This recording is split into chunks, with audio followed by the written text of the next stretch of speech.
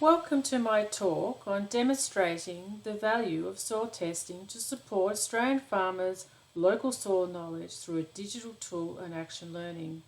I'm Lobry de Bruyn and I'm speaking on behalf of my colleagues in the School of Environmental and Rural Science at the University of New England in Armidale, Australia.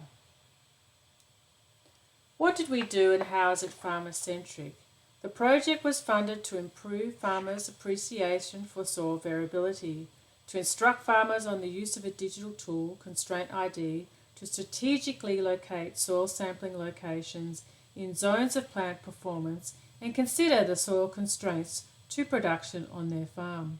The project was designed to be farmer-centric, focusing on their learning needs, engaging with them, and was heavily reliant on their involvement and use of the digital tool for locating soil sampling sites. It was bookended by 2 action learning workshops, and at each farmers were surveyed on their experience in soil testing and the impact of the project on their soil testing practice. We also, between the workshops, visited these landholders and 9 soil coils to depth sampled in the paddock that they had located from 3 production zones at 60 different farm locations. Despite farmers' active participation over more than a 12-month period, they were not actively involved in project design, soil acquisition or soil analysis.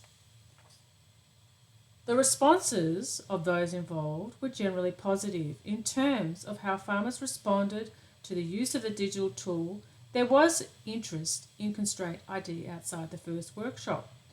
Nearly half explored their farm and other areas, and a further 21% only in preparation for soil sampling in the project, while nearly a third did not use ConstraintID after that first workshop. Nevertheless, almost all returning participants at the second workshop agreed ConstraintID was helpful in identifying where to soil test in the paddock. For those people who expressed an interest in using ConstraintID to soil test, they would actually test over larger and more often areas, and were also the ones prepared to use ConstraintID outside the workshop setting. However, those who did not had used the digital tool after the first workshop declined to answer the question, suggesting it was not going to affect their normal practice.